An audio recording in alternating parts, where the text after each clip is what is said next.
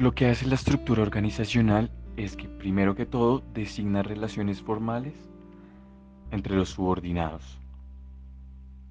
También identifica el agrupamiento de individuos en departamentos y de varios departamentos en una organización.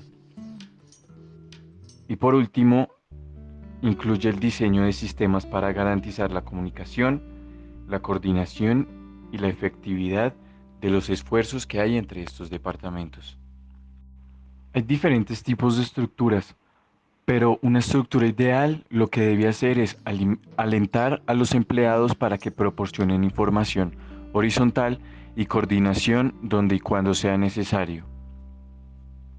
Y se puede ver a partir de un organigrama, que es la representación visual de todos los procesos y actividades que hay en una organización. Y ahí se puede identificar qué tipo de estructura organizacional tiene la empresa. Existen dos tipos de estructura organizacional, que son las organizaciones horizontales y las organizaciones verticales. Las horizontales se caracterizan por tener una línea de mando amplia y pocos niveles jerárquicos. Y una estructura organizacional vertical se caracteriza por tener muchos niveles jerárquicos, como se podría ver en las grandes empresas donde tienen un presidente, un vicepresidente y de ahí hasta abajo.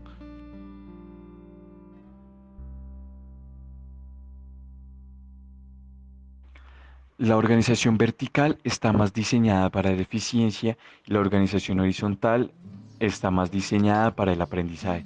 Es por eso que la estructura horizontal es más dominante, porque tiene una jerarquía relajada, con pocas reglas, tiene tareas compartidas, tiene comunicación horizontal directa, hay muchos equipos con una fuerza de tarea grande y una toma de decisiones descentralizada.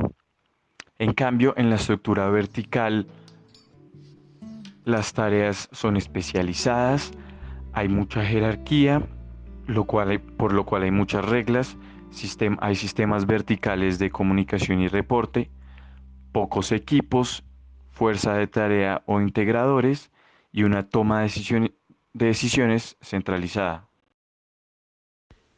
En cuanto a los tipos de estructura organizacional, nos encontramos con 5 tipos, los cuales son la estructura simple, la estructura funcional, la estructura divisional, la estructura matricial y la estructura de red. Vamos a definir estos detalladamente.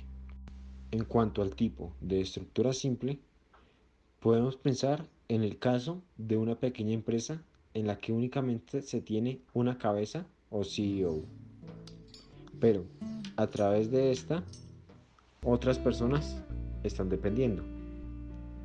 En este tipo de estructura no hay funciones definidas, es decir, que todos son todólogos, por lo cual pueden hacer la función que se requiera. Un gran ejemplo de este tipo de estructura es un emprendimiento que está surgiendo. La estructura funcional es el tipo de estructura más tradicional en las empresas, es decir, que es una estructura jerárquica donde cada empleado tiene un superior y los equipos son agrupados por especialidades, es decir, que se pueden agrupar por áreas como ventas, producción, finanzas, recursos humanos, etc. La estructura divisional es aquella que reúne en una unidad de trabajo a todos los que participan en la producción y comercialización de un producto o un grupo relacionado de productos, a todos los que están en cierta zona geográfica o todos los que tratan con cierto tipo de cliente.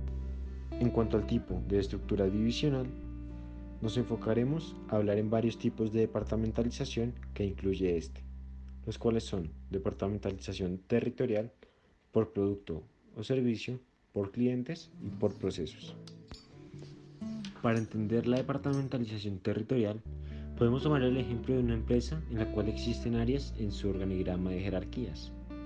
Y en una de estas áreas, por ejemplo ventas, existe el jefe nacional de ventas, al cual le encargan las ventas en las ciudades principales del país.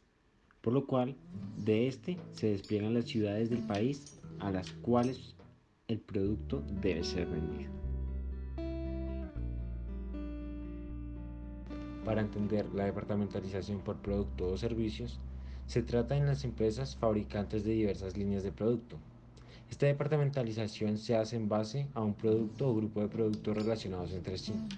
La departamentalización por producto tiene como piedra angular a los productos. Es por ello que es necesario agrupar las actividades de acuerdo con el producto o servicio que ofrece la empresa. La base de este tipo de departamentalización es que para suplir un producto o servicio deberán agruparse áreas en un mismo departamento. Podemos tomar de esto el ejemplo a Nutresa, la cual, como se ve en la imagen, se divide de esta manera de departamentalización. En las empresas no industriales se denomina este proceso departamentalización por servicios. En la departamentalización por clientes se agrupan en base con los clientes específicamente y con exclusividad a todas sus necesidades. Tomando como base a la clientela, involucrará la diferencia y la agrupación de las actividades según el tipo de persona o personas para quienes se ejecuta el trabajo. Las características que se deben tener en cuenta para esta departamentalización serían edad, sexo, nivel socioeconómico, tipo de consumidor, etc. La departamentalización por procesos reúne en un departamento a todos los que se dedican a una actividad o áreas relacionadas. Este tipo de estructura organizacional aplica el principio funcional o principio de la especialización de funciones para cada tarea. Normalmente es la forma más básica y lógica de división por departamentos. La emplean empresas pequeñas que ofrecen una línea limitada de productos, porque facilita aprovechar con eficiencia los recursos especializados, facilita considerablemente la supervisión porque cada gerente solo debe ser experto en un área limitada de conocimientos y habilidades. Además, facilita el movimiento de los conocimientos y habilidades especializadas para su uso en los puntos donde más se necesitan. Tiene ventajas como máxima especialización, mejor suspensión técnica, comunicación directa más rápida y que pues cada órgano realiza únicamente su actividad específica, pero tiene desventajas como la pérdida de autoridad en el mando, la subordinación múltiple, es como exhibe una tendencia a la tensión y conflictos y tiende a la confusión en los objetivos, ya que todos tienen que trabajar entre todos siendo como de especialidades diferentes. La estructura matricial es una estructura que cuenta con dos tipos de estructura simultáneamente, es decir, cada empleado tiene dos jefes y trabajan con dos cadenas de mando. Una cadena de mando es la de funciones o divisiones. Es el tipo de diagrama que se ve en forma vertical. El segundo es una disposición horizontal que combina a las personas de diversas divisiones eh, o departamentos funcionales para formar un equipo de proyecto o negocio, encabezado por un gerente de proyecto o un grupo que es especializado en el campo de asignación al equipo. Esta es una estructura que no es aplicable para cualquier tipo de empresa. Normalmente las empresas que la utilizan son empresas que están enfocadas en proyectos y básicamente esta se usa porque reúne diversas habilidades especializadas que se requieren para resolver un problema complejo. Tiene ventajas como que concede a la organización una gran flexibilidad para ahorrar costos. Pues a cada proyecto se le asigna como cierta cantidad de personas exactas. No hay duplicación. Y una desventaja puede ser que no todo el mundo se adapta bien al sistema matricial, pues normalmente los empleados para ser efectivos deben tener habilidades interpersonales, ser flexibles y estar dispuestos a cooperar. Pues como ya lo mencioné antes, están siempre regidos por dos cadenas de mando, entonces tienen que darle resultados a dos jefes distintos y tienen que saberse comunicar entre ellos para que pues, la cooperación sea exitosa y puedan sacar el proyecto adelante.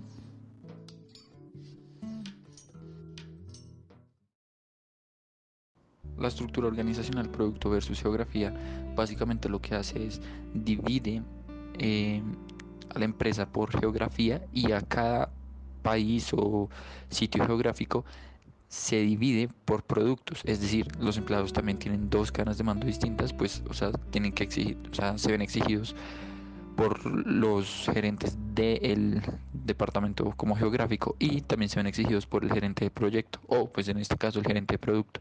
Es decir, están especializados por productos en cada lugar geográfico distinto.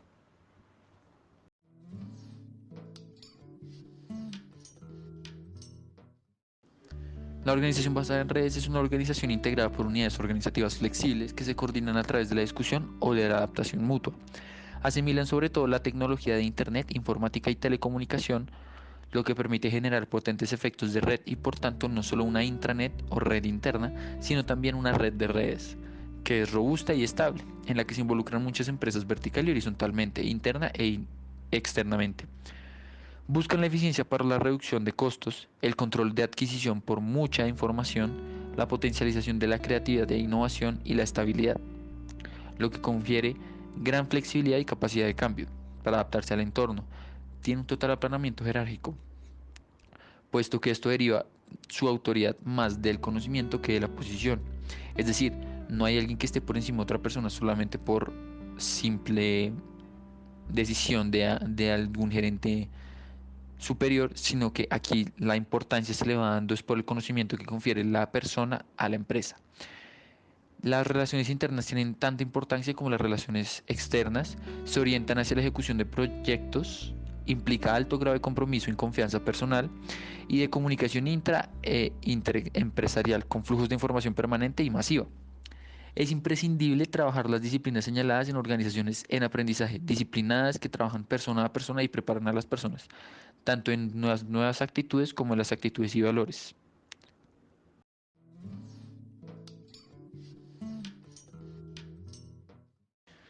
En la pirámide invertida, pues básicamente lo que sucede es que a finales de los 80, Jan Carlson atentó contra la organización jerárquica, o sea, la piramidal, y propuso invertir la pirámide. En la parte superior de la pirámide colocó a los clientes, seguido a los empleados directamente en contacto con los clientes, que estos son los momentos de verdad que hablaba él, los que automáticamente se convierten en clientes internos, que requieren el servicio de otros empleados con la misma calidad que exige el cliente externo, y así la cadena de suministro proveedor-cliente-jefe, hasta llegar a la parte inferior, que es a la alta gerencia. Los jefes y directores no pierden la jerarquía y la autoridad, simplemente se convierten en los servidores. Entonces, básicamente, en lugar de controlar el desempeño del servicio, los directivos deben ofrecerle al personal las pautas y el apoyo necesario para poder llevar a cabo una tarea eficaz, porque se necesita ver al cliente como que él no depende de nosotros como empresa, sino nosotros dependemos de él, ya que pues el cliente es a quien va a llegar el producto o servicio y es nosotros tenemos que depender de él porque él es el que básicamente mantiene la empresa intacta, ya que sin él nuestros productos y servicios no podrían ser comprados y esto haría que nuestra empresa quebrara. El cliente no es una interrupción en nuestra labor como empresa, él es el propósito de la misma. No estamos haciéndole un favor, el cliente es quien nos hace un favor al darnos la oportunidad de servirle. Esto es lo que hablaba John Carlson. Y además el cliente es una persona que nos trae sus deseos y aspiraciones y nuestro trabajo como empresa es convertirlos en realidad con el beneficio para él y para nosotros. Entonces básicamente esta es una organización en la que el cliente es el máximo eje de toda nuestra organización debe ir enfocada al cliente y nosotros como empresa debemos poderle satisfacer sus necesidades convirtiendo sus deseos en realidad.